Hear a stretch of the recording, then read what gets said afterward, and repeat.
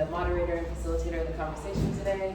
I'm an interdisciplinary artist, curator, and community advocate here in San Francisco. I'm honored to be with these three lovely spirits and people to host this conversation, so thank you all for coming today. I'm gonna have them self-introduce. So we're gonna self-introduce, we're gonna talk about the exhibition and kind of where we're placed, where we're seated, what this exhibition is about, and Dungeon Collective. Then we'll go forward with everyone self-introducing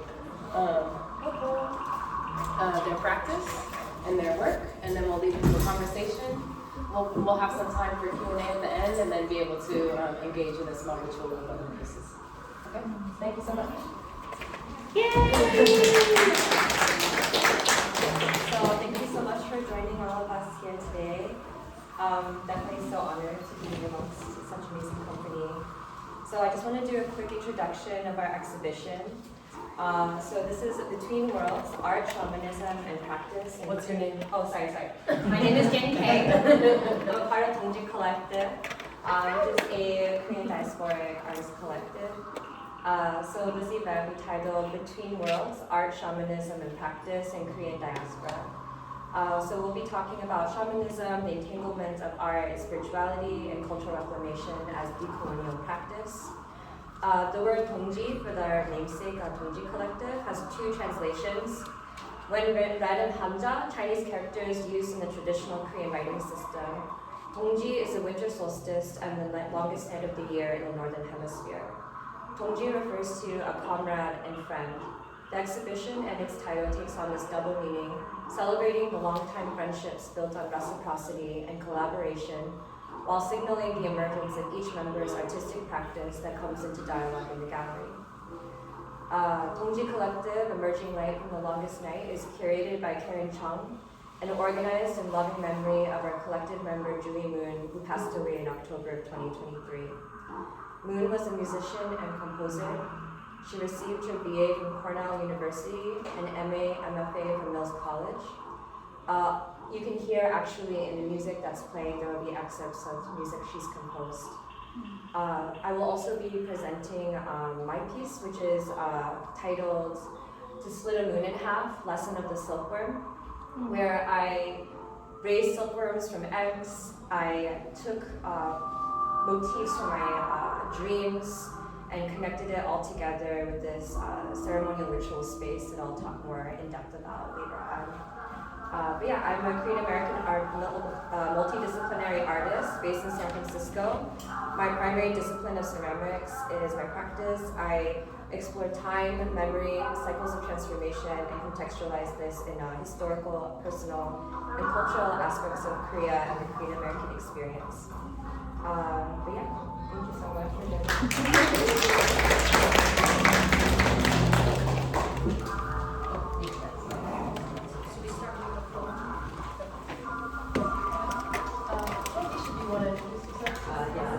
So I'm Meesha Goldberg.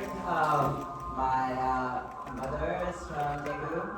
My father's grandparents were from small Jewish villages in Russia. And I was born in Queens, and we're both coming here from the East Coast. I live in Charlottesville, Virginia, and we're on a little tour along the West Coast from Portland to LA for this week. And I'm a painter, started as a painter, but then I realized, instead of imagining what could just be on a painting, why not bring paintings to life and create ritual and a reason for people to gather, bringing life to songs, to the spirit of places, and for personal and collective processing of our histories and healing. So I'm really honored to be with y'all today.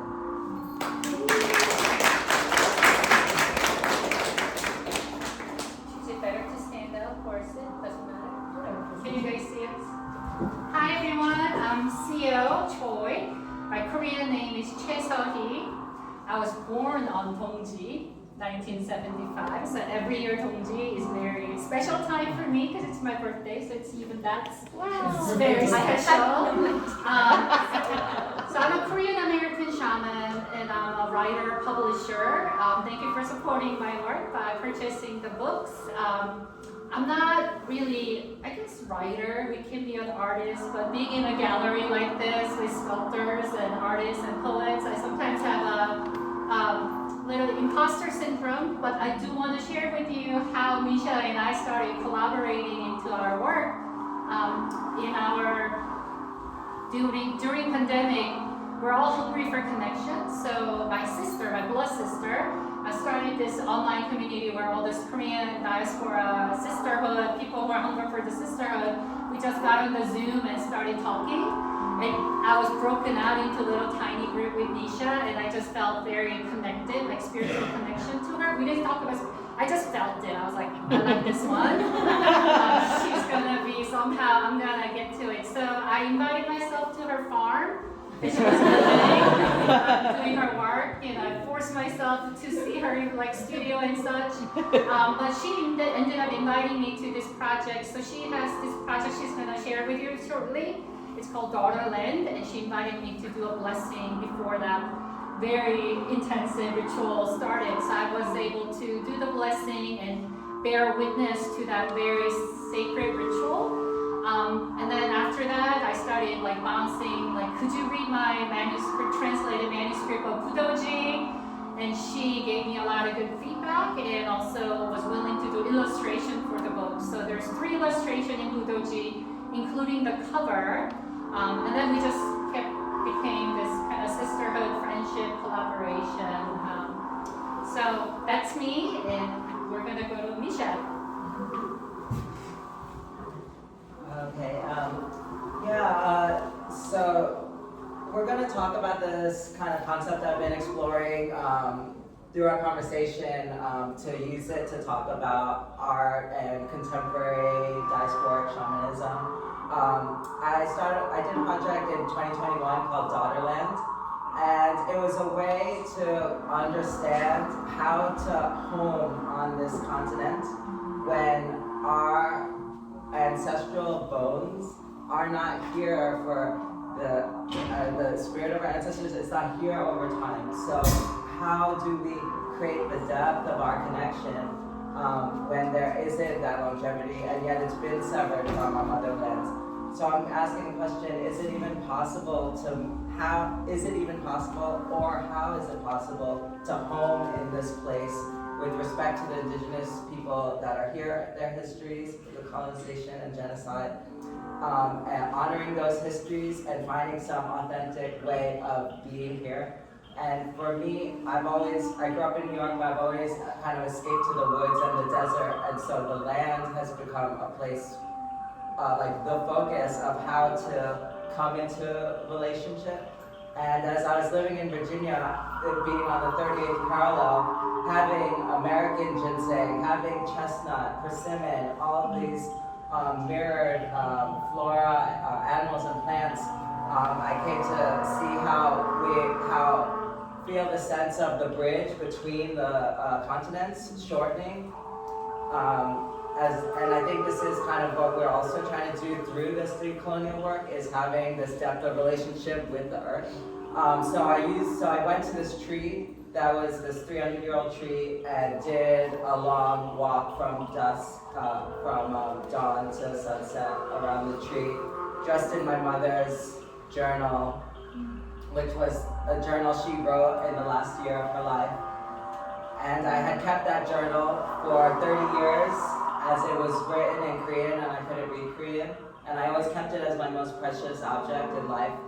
And by hooking up with this group, I asked somebody to translate it for me, and it was her last year dying of cancer. And so walking around the tree was this moment of connecting with my mother, connecting with the tree as a mother tree and a world tree, that we all have that world tree. And then that mother and the mother tree even being a fractal of this mother earth to whom we are, we are children to.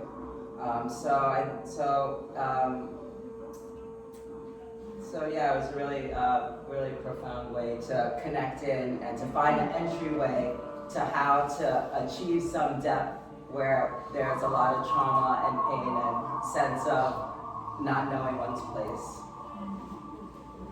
Thank you. Thank you, Meesha. So we're going to start our conversation with a reading from Meesha, correct? And then we'll go into a series of questions. But so the conversation, as Meesha mentioned, is going to be starting with Daughterland and then moving into what contemporary shamanism means for this group here and what that means in the experience of diaspora and specifically the Korean diaspora. But yeah, I'll let Meesha begin with the reading. I'm going to stand in pace. Yay!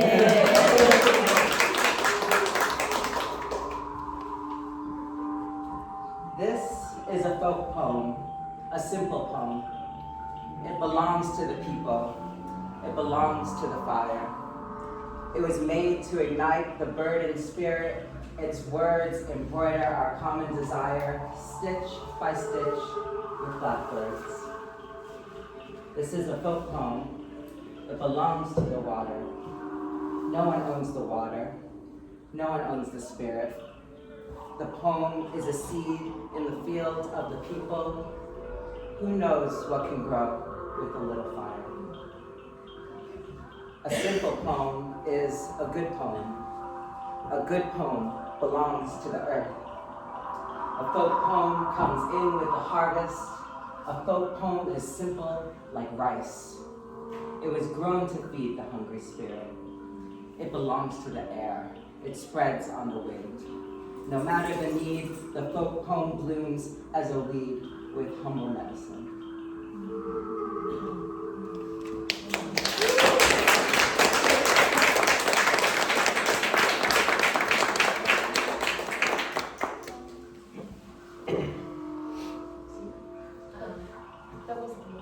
That was the folk one. Do you want to do Daughterland one also? Well, before we start, can we give a round of applause to our beautiful...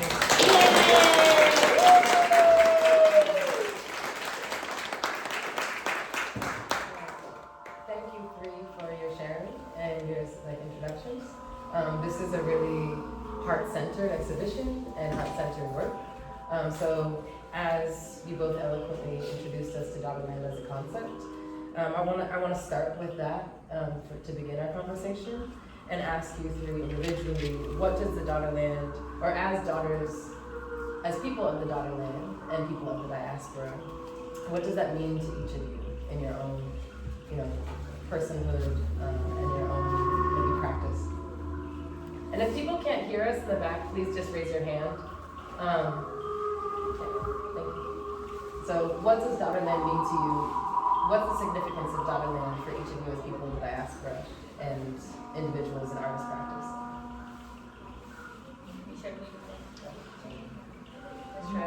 Yeah. Okay, I'll start. I've contemplated about this question about what it means to be a daughter, but I think, and I've seen this in many times across many different cultures, is that there's a sentiment that daughters are both the linchpin, the martyr, and the victim of having to steward these types of many different roles. And I think in my own experience, I feel like I've thought about this image of a woman on fire. And I imagine three things to be true of her at the same time: that she's a victim of the fire, she's a steward of the fire, and she's also spiritually made of this fire. And I feel like as I have grown and evolved in this place, that I feel like I've had to embody perhaps a new type of dream that my mother may have not imagined or my grandmother may have not imagined, but it's a future for myself that I see, taking in all of these different types of roles and experiences.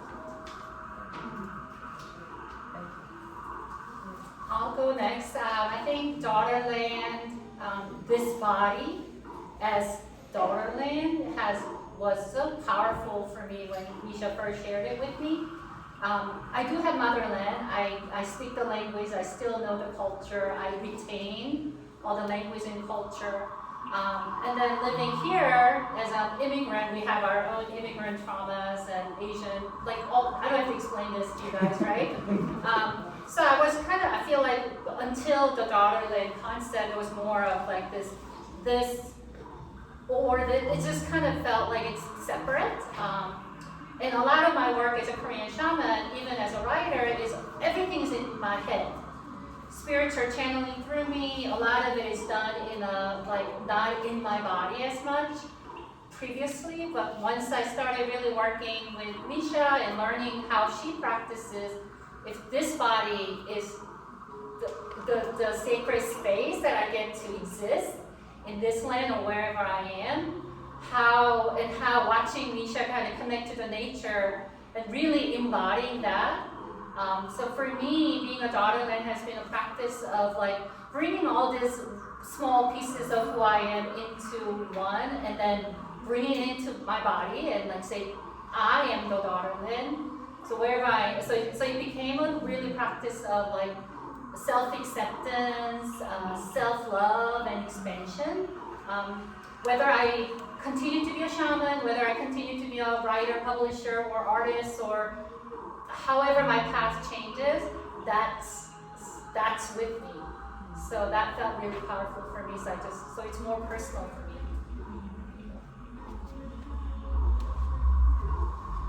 Yeah, I guess I relate Daughterland to something that's a little self-made because of not being raised in such like a solidified dogmatic culture, but also resisting against a very like materialistic, white supremacist culture. That it felt like one needs to kind of find their way to like walk outside of the mainstream thought and to connect with your own spirit and path. And so I think that art has become that kind of creative space where I could experiment and find sites of joy and reverence and collectivity where I could create these meaningful moments that they did, that were ritualistic, and I was calling them art. And they were also kind of like protest, kind of art, kind of ritual, and kind of merging those things together, all my interests to both resist these like oppressive systems, as well as like envision ways of moving and caring and loving and finding beauty and connection back into like the best parts of our like multiple cultures.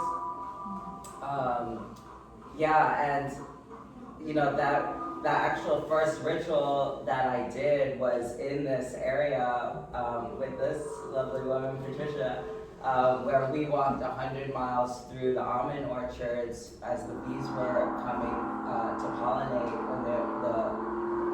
when the flowers were in bloom in February. And that was in 2016, and we walked through there dressed in these golden gowns as a way to be with the bees in this time of like ecological collapse, colony collapse, and it was just like where the land speaks or where there's a need, there's like I feel like there's a calling to show up and to speak to it, to that moment with beauty and with the feeling of reverence and sacredness of our interconnection.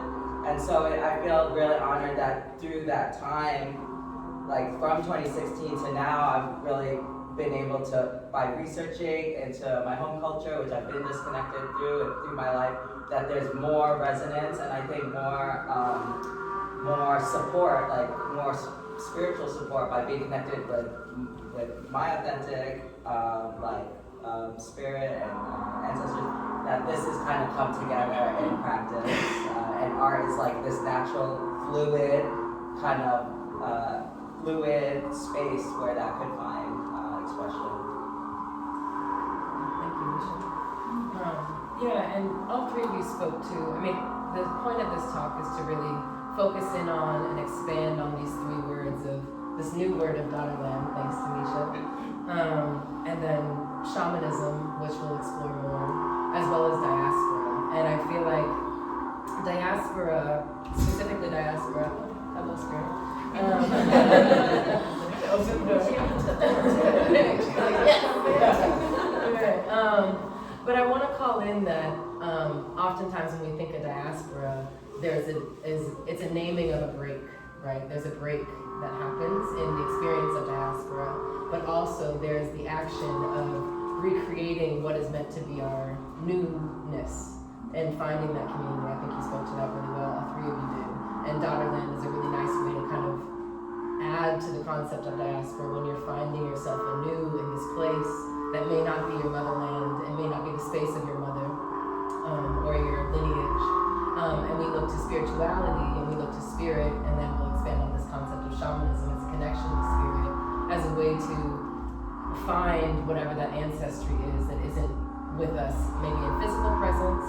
You know, we look to spirituality, shamanism, and spirit as methods to, again, find the glue for this diasporic experience, right? For that break experience, but also that glue to build upon, both sometimes in material and physical way, but also in this extended ethereal way of this experience of diaspora and that break that we can't explain sometimes.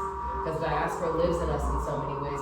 We had a really beautiful meeting prior to this convening to explore some of these concepts together, and some of what we talked about is in our own embodied presence, we are our own diasporas. We are a diaspora from our mother who birthed us, right? And so we become a new land of our own. And what does that mean?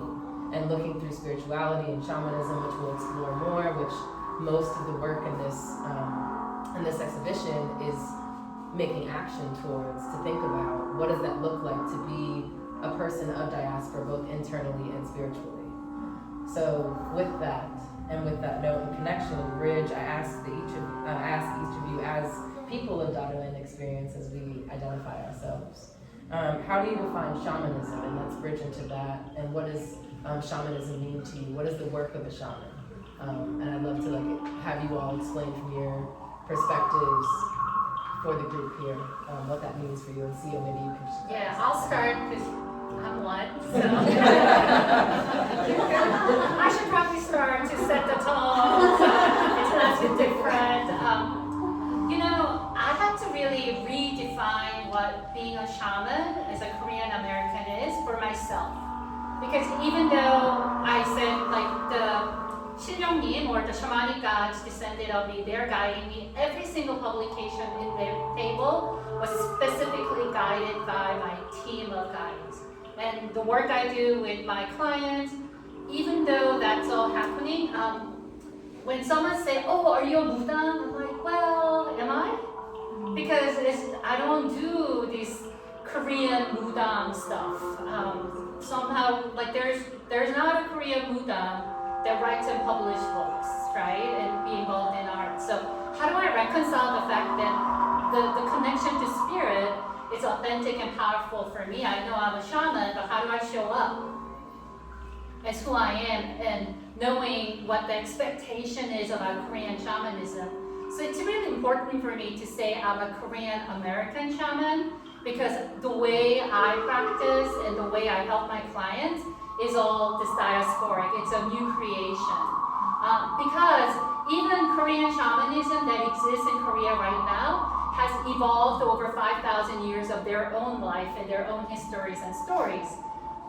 They don't understand what it's like to be a diaspora or an immigrant or Asian living in a white supremacist world, and it's not authentic for us to just take that and then try to apply the way it is done.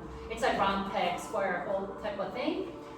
So for me, it's also, number one is giving ourselves permission to be flexible and open and redefine what it feels like for us to practice Korean shamanism.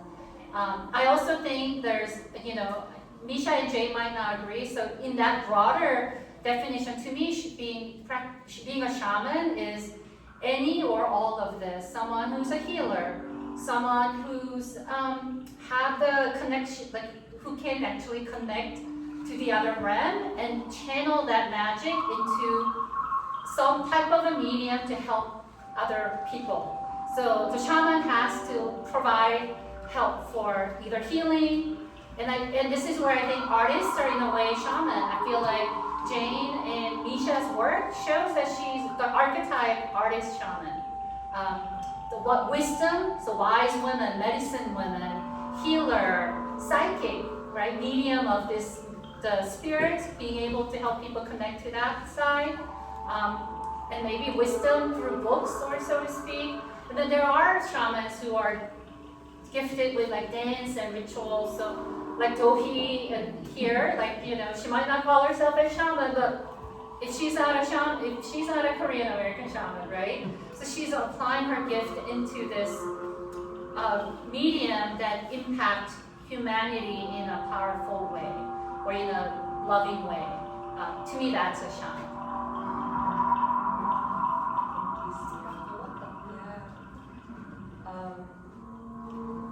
So for me personally, within my own experience as a Korean American, like in Korean American in diaspora, I haven't always had access to Korean culture or Korean community. I actually was originally born in New York, but mostly grew up in Arkansas, and this is actually quite common in like outside of major cities, is that the only places of gathering are Korean churches, like through these very Christian places, and typically they're very conservative, and sadly sometimes those are the only places to get any semblance of Korean culture. And so I'm quite new in some ways of being able to practice old traditions, and most of these traditions are connected to the lunar calendar, to the lunar cycles, to nature itself. And so it makes you have to contend with like, oh, like what is happening around me? Like it makes you feel more connected to the cycles of change that are happening around you, and like reflect upon like what does that mean in your own life. And I certainly have like taken that quite clearly in my sculpture ritual piece.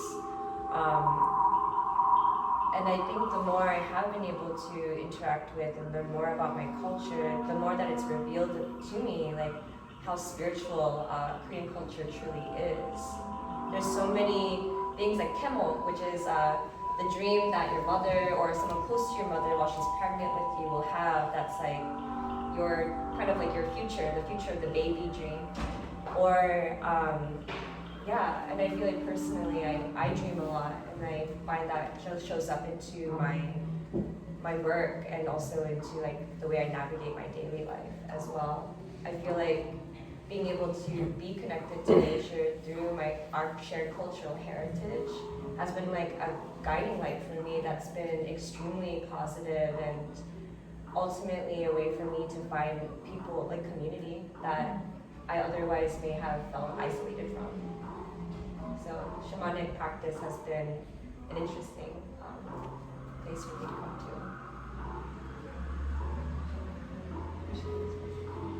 Yeah, it's been really great to learn more about creative shamanism over the past few years. Like coming into that time, like I felt like it was really important to, well, I feel like it's a process for all of us growing up in these modern times to, because we're taught like in schools that like a scientific way of viewing the world, and so to like come into an understanding that all of the earth has consciousness, that we're not just stuck in these individual bodies in this lifetime, and that our lineages speak through us, and we're connected to the past and to the future and to all living things. That coming into that sense of that knowing and walking that way with that reality takes some time and and processing, and then also I think some courage to walk your own way in the truth that you know, when so much of reality keeps us isolated from these facts. And so I think like as a way of, when I think of how I've wanted to create culture that could put forward some of those values, that's been kind of one of the purposes of what I'm doing is to just build and reinforcing the atmosphere of those truths, and these being expressions of those truths as a way that we can walk into that way where that brings us into closer respect to the earth and to one another. And so it's like I consider what my work is as being shamanic, being loyal and curious about a shamanic worldview, and that naturally we're just magical, like the when you're flowing, like we all know, just like the flow of synchronicity happening of the earth not just being dead, life not being dead, like we're constantly in this feedback of like reciprocity with life and with energies around us, and we affect things on like subtle and real gross ways. And so it's like just playing with that as a human being. I feel like the world is shamanic, and I don't consider myself a shaman, I consider myself an artist, but it's like how can art and the way we live our lives kind of hack a system of reality where we have a greater effect for our common good, for good outcomes and loving vibrations with one another, for ourselves, our healing and collective. Thank you. I know. I want to talk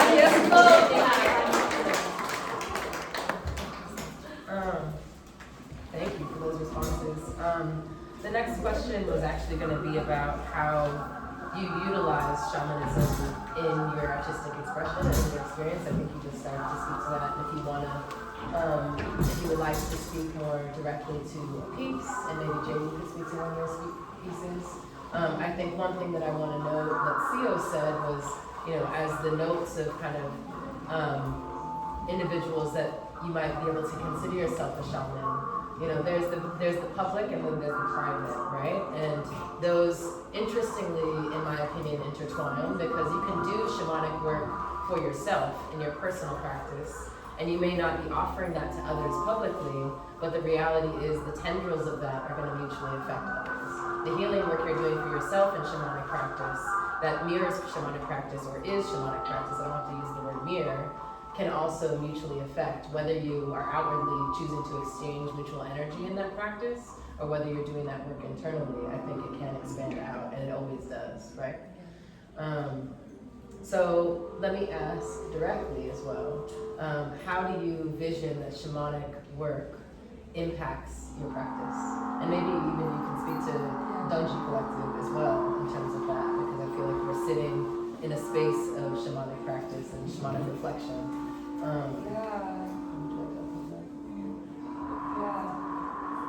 I think so much of Korean shamanism is, or things that I've learned from Korean shamanism is that it is a truly almost like these very poetic reflections and rituals connected to land and spirit and each other familially too. And I think it's such a powerful thing to be inspired by and be influenced by whenever you might feel in a place where you lack that sense of connectivity to your own culture. And in that way you lack a connectivity to yourself. And if you are a person walking in the world with no connection to yourself, you can feel very lost. And so I think that can be such an anchoring point, actually. And so through this, actually, for my personal piece, I was inspired by Korean moon jars, and I thought to myself, well, the moon is a light source that illuminates the darkness only. So if you split it in half and you were to investigate what is inside of a moon, it's going to be both its dark and light counterparts. And as much as we might exist in a very long night that might be our own lives or struggles, I think it's very necessary and a very powerful thing to create a space or a ritual for yourself, to let yourself touch it. There's no way to heal from it unless you're able to hold it and acknowledge it. And so this piece definitely is, in some ways, creating a container for that, and perhaps maybe giving permission to to touch something that might be otherwise difficult too. And yeah, I think that happens in even things I've researched in Korean culture. Like there are rituals for when you die, there are rituals for healing, there are rituals for protection. And when you do a ritual, I feel like you can't help but like meditate on like what healing, what grief is, what protection means. And so to call upon that and sit with it is a very powerful thing.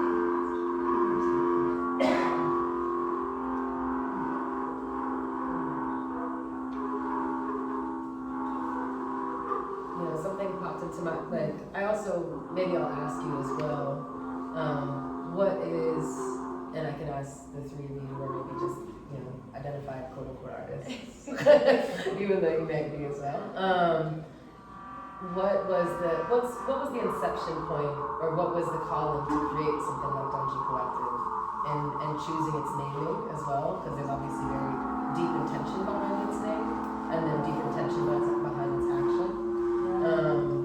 And maybe I can ask you the same for some of your work, Meesha. What was the intention point, or what was the, maybe not intention, what was the calling behind creating some of your work? Recognizing that it is upon the ripples of shamanism and the way we embody it and the way we're discussing it here today.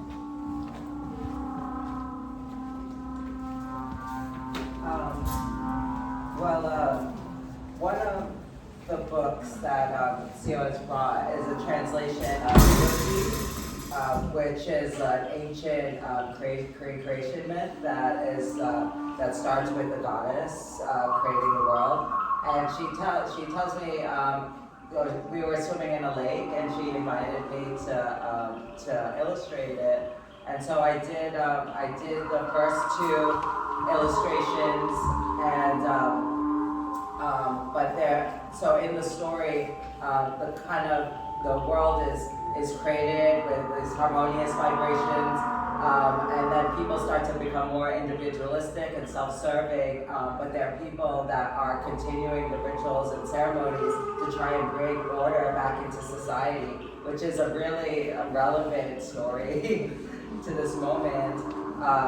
And so I wanted to paint one of the ritual scenes of how they gathered and created this city, translated to city like in accordance with the divine.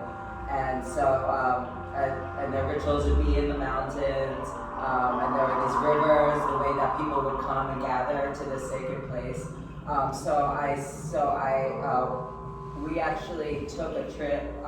So I did the two paintings, and then we had a trip planned to go to Korea, where was my first trip to Korea. I had never met my Korean family or been in touch with them, and so I went there just like with one little leaf from a letter for 30 years old with the address on it. And so I contacted a place a resource center for adoptees. Because they have experience connecting families together. So they actually helped me find my family, which was incredible. But so it was like when I went back to Korea, it was like finding family, finding culture, finding like connection to the land. But one of the on Gaechujal, on National Foundation Day, me and a friend, we went up to Cheonjeon in the Taebak Mountains, and went to like this ritual that was 4,355 years old, and they even had it printed like in how we do like on towels, like hiking towels to wear around your neck,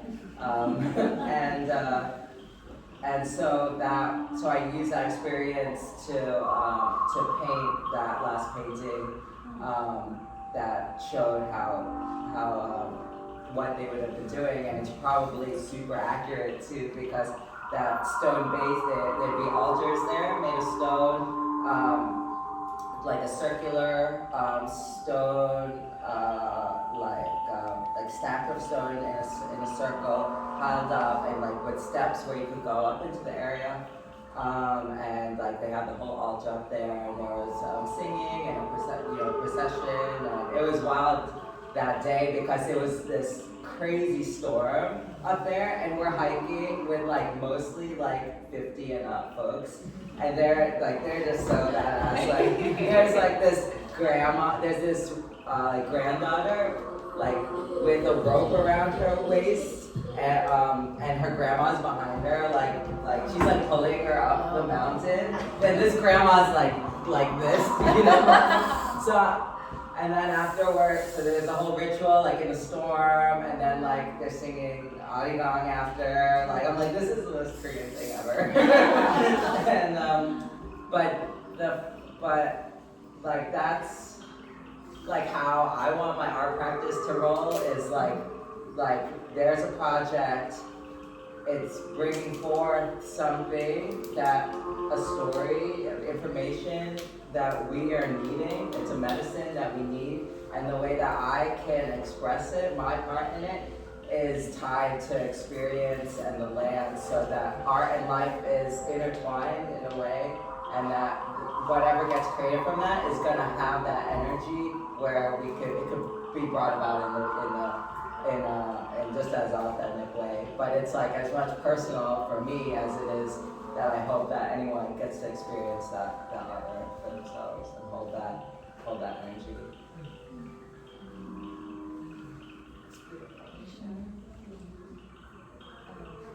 I guess to answer your question about Dongji, which is also such a crazy coincidence, you were born on Dongji.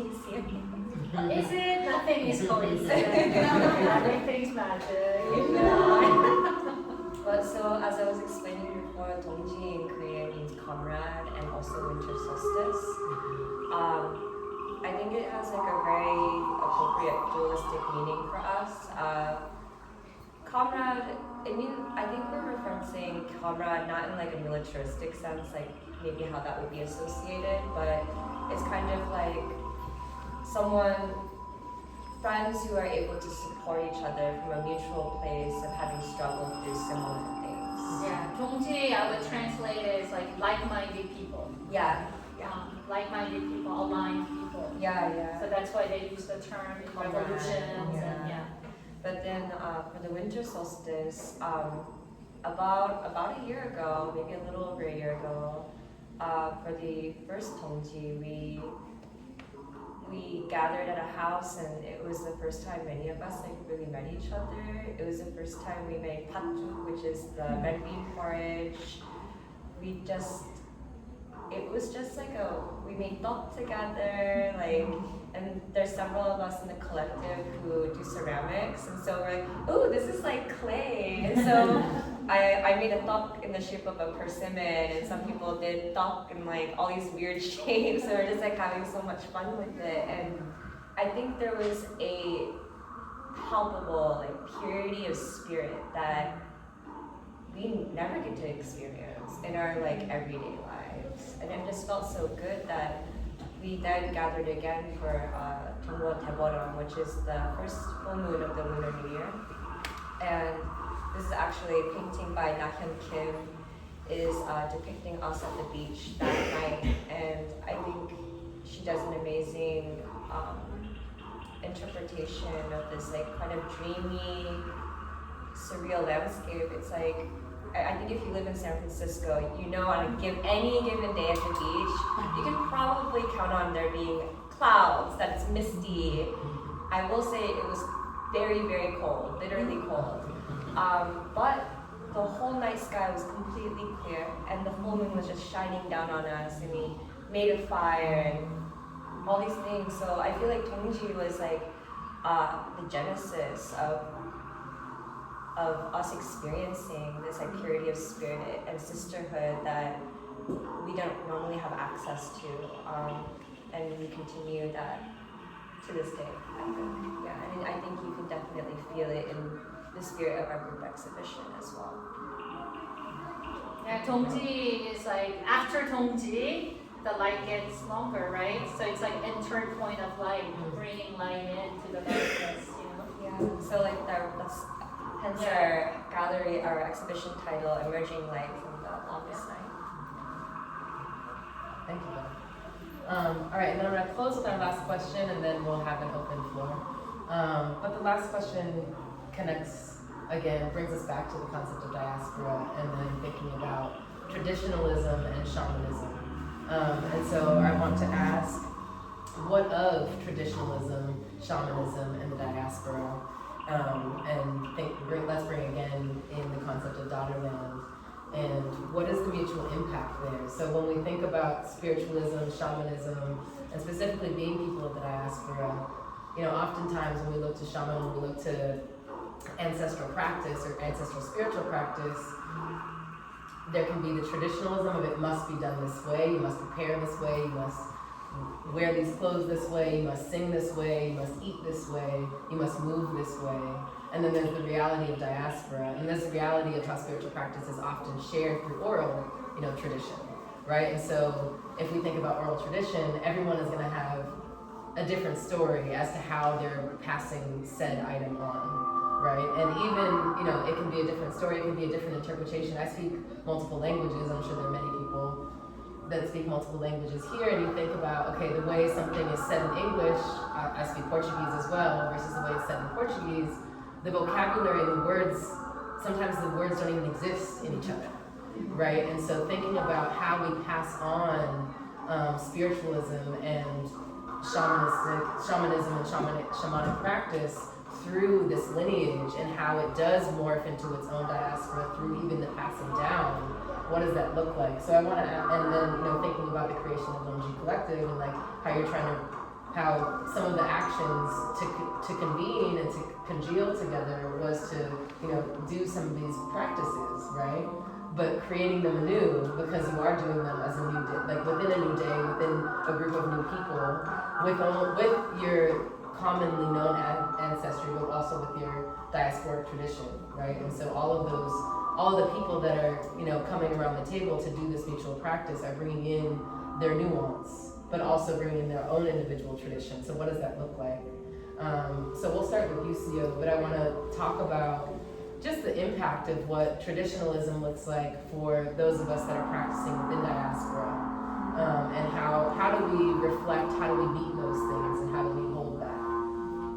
I get asked a lot about how do I incorporate my ancestral stuff into my life. That's essentially all the sessions, main of the things. So I will try to summarize it. I should really write a book on it, but I'm not ready yet. But number one, so to be the Korean American shaman, how do we even do this? We have to connect to our ancestors some way. So the land is our ancestor. The land, like Korea, our motherland, when we're born, our bodies were born, where our ancestors come from. And then this land that we are making home, and we are actually living in this like real time and making impacts. So land is an ancestor. Your ancestors are your ancestors. Culture is an ancestor. Art is an ancestor. So one thing is we have to give ourselves permission to connect our ancestry beyond what we think, oh, my grandmother or my mother. So you need to broaden it into, they're all ancestor, and we need to find a way to connect to that ancestry. The second thing is we need to use our body and ourself as a gauge, because parts of Korean traditional shamanic or spiritual or cultural things very toxic, right? So how do we can't just accept it. So we use our body and our consciousness to be a gauge. This one I feel connected because I feel sense of love and peace and connection. I'll take this one. But that one, like patriarchy or misogyny, it's not connecting, so I will not. So giving ourselves permission to be free, that's the American part of Korean American shamanism, right? We're free to choose what. So connecting to the ancestor, having the freedom to kind of gauge and choose, the freedom to choose and kind of let it modify, let it work through.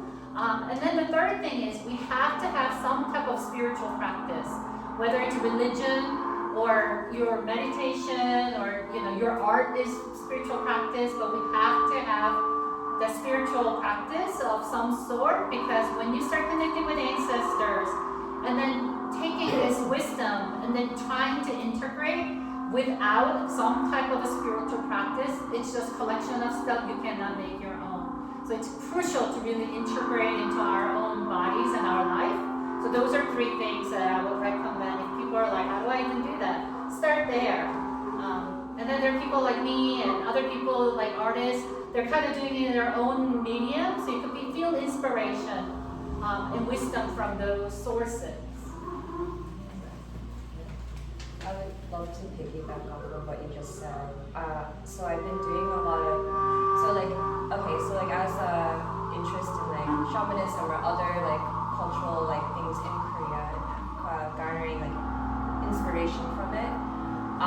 As a ceramicist, I've been very interested in ongis, which are traditional Korean fermentation vessels.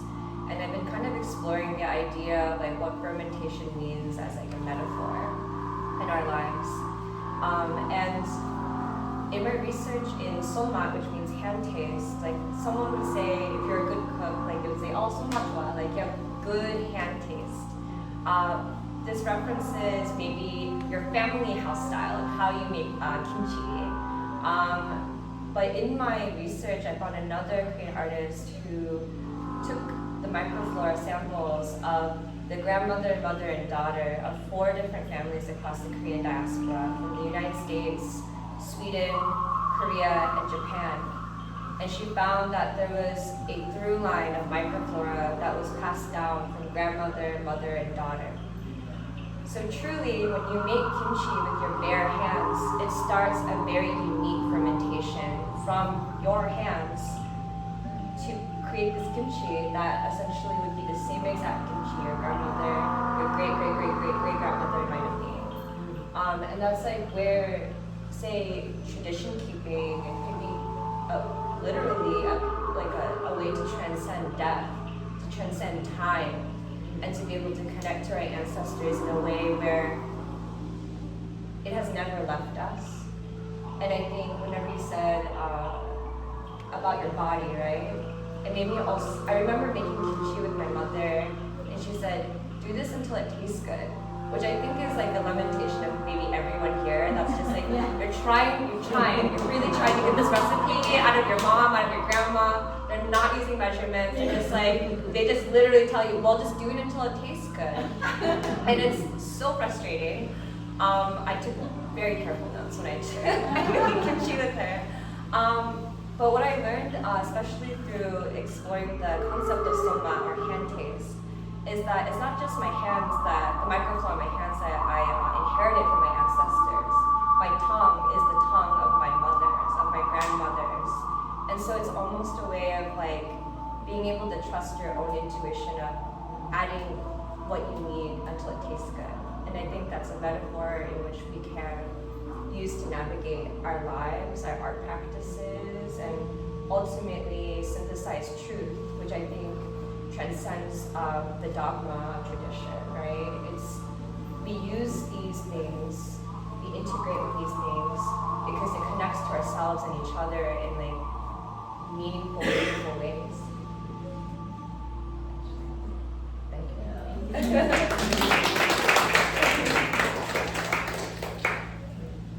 Yeah, that really touches my heart and just brings me back into thoughts about the daughterland, and that the work that we do, like spiritually, meditation, like one of my biggest things is like going to the water, keeping an altar, like do these things that we do to kind of cleanse our spirit, that these are all purification and cleansing and healing that our intuition can come through for ourselves, and that guidance isn't, it's not all us, it's from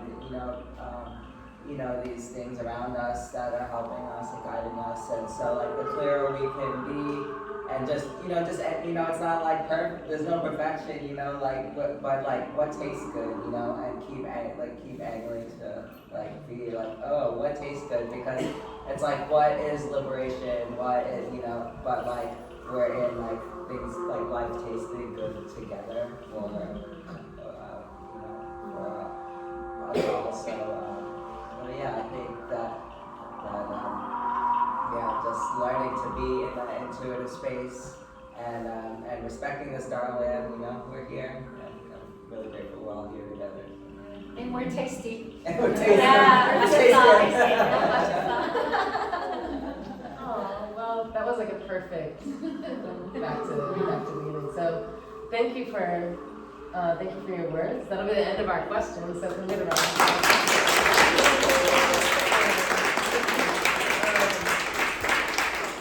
So Meesha, do you want to read your poem first, or like our closing poem, and I also want to open up to the floor for any questions. Should we open up to the floor first?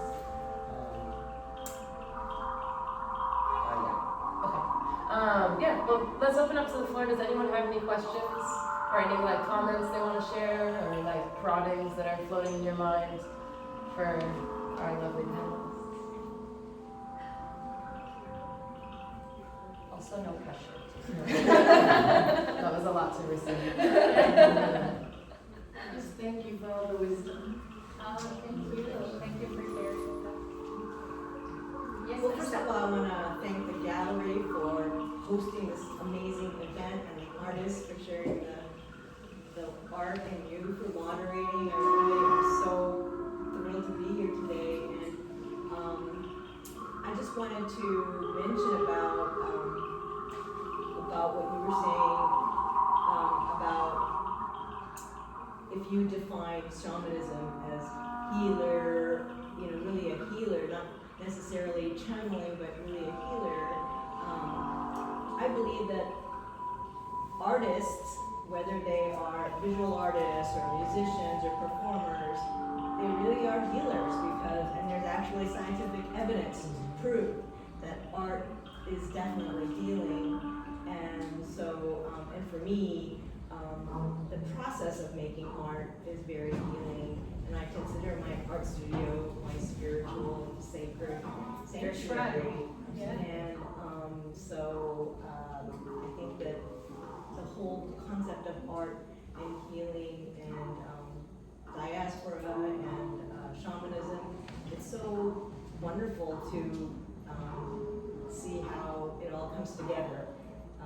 So I just wanted to thank all of you very much. Thank you.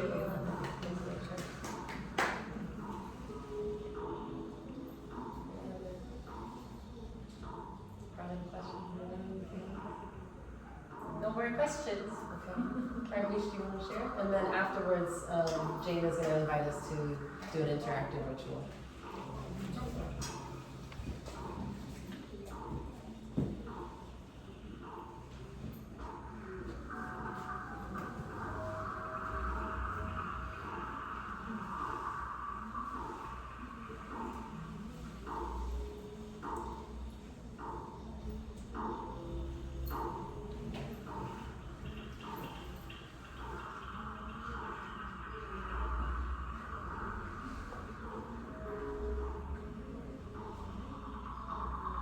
We imagined our relatives still put us anonymously into prayers on Lunar New Year, but there was no telling.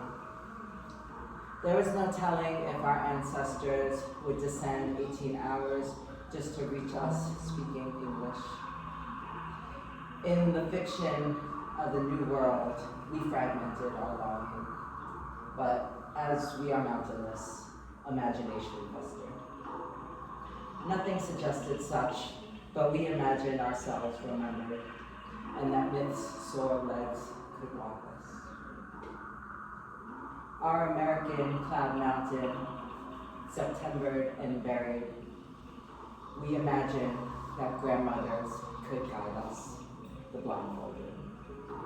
Though we did not offer a single persimmon, though wild tigers stopped us out of our dreams, and though we ripped out every root with great carelessness, our longing is holy, because we did not abandon it. And this is a quote from a ginseng gatherer in Korea. He said, "Every ginseng gatherer feels the same way if they don't find any for a couple days. That's when they feel the urge to give up. But that's when the mountain spirit gives you one. And that's what motivates us to keep going."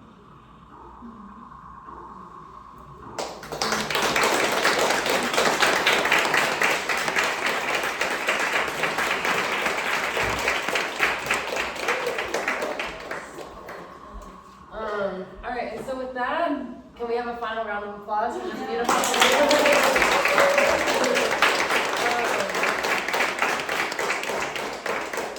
So Jane is going to offer us some instructions to participate in her piece. And then otherwise the gallery will be open for some time afterwards. There's a table here with some prints, some literature, some books, some cards, some loveliness from Seo and Meesha. And you're more than welcome to just engage in the exhibition and enjoy yourselves. So thank you so much. So to explain this, I'll just do like a quick artist talk about this piece. Yeah. So this was a gift from Jane that I asked to receive. So this is just split a moon in half, lesson of the silkworm. As I was mentioning before, this was originally, these two bowls were one large sealed moon jar. Off to the side is a flower that I sewed and cut silkworm cocoons. I made 7 petals for 7 Tongji members at the time when Julie was alive. And when Tongji came together, actually I had a dream, and we were walking through the forest, and I looked up between the trees. There was a little bit of space where on a branch there were 2 monkeys holding hands, and they're like kind of, their heads are together. And then we kept walking, and then through the bushes, 3 herons flew out, and each heron had the same markings. The left wing was white with a black filled circle, and the right wing was black with a white filled circle. I find this to be quite literally like such a odd coincidence that has followed throughout Tongji. I feel like every time we had a meeting, it would be around a solstice, a new moon, or a full moon. When we put this group talk together, I had no idea it'd be a full moon tonight, which is crazy, I know. So a lot of coincidences. And at the time, I'd already ordered these silkworm eggs, but shortly after Julie Moon passed away, I received these silkworm eggs, and I raised them. And it was like a very intimate process. I actually incubated them with my body heat. So I slept with silkworm eggs. And these cocoons that you see hung in a garland between these wings are 12 to represent each lunar moon cycle in like a lunar new year, or lunar like a year. And each wing marks the perimeter as inspiration of tungsten, which are very old, like kind of like totems that would exist right outside of villages in Korea to protect from bad spirits, bad energy. And so I marked it there. On each of these wings is also a silk moth that is dead, that their life cycle has been completed from the moment I raised them. I think this is a reflection on cycles in nature, and also how eternal they are, and also at the same time reflect maybe our own like cycles of change in our own lives.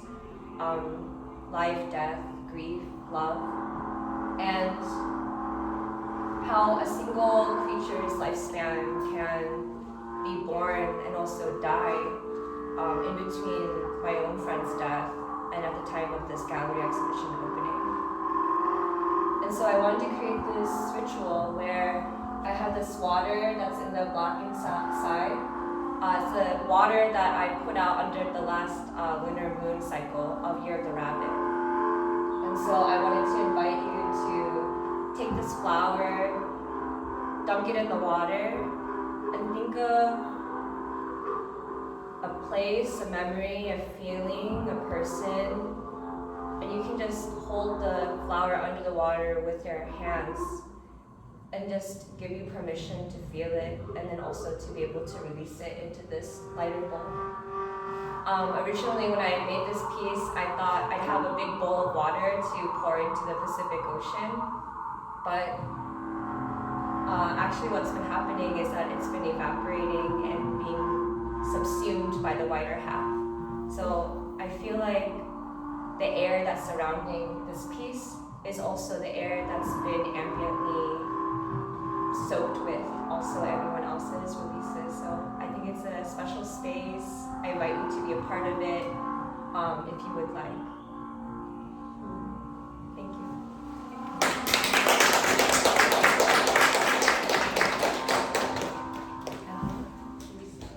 Yeah. Which I'll is start. Yeah, want to I'll start? All right, and with that, we Oh, go ahead, finish, then I'll. Okay, so that concludes our talk. Thank you so much for coming and joining us. And Seo will be the first to interrupt the Don't move, just the flower. Yeah, well, you can put your hands in the water with the flour and then pour it into the white half. And the flour can drop in the white half too.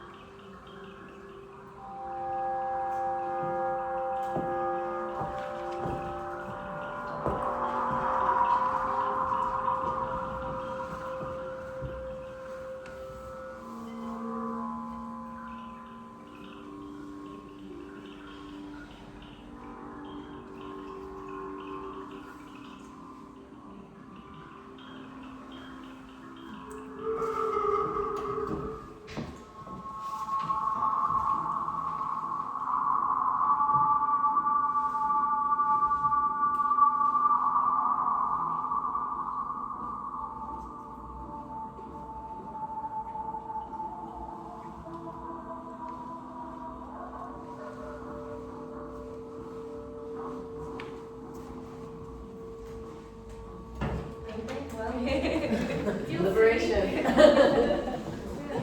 Thank you all.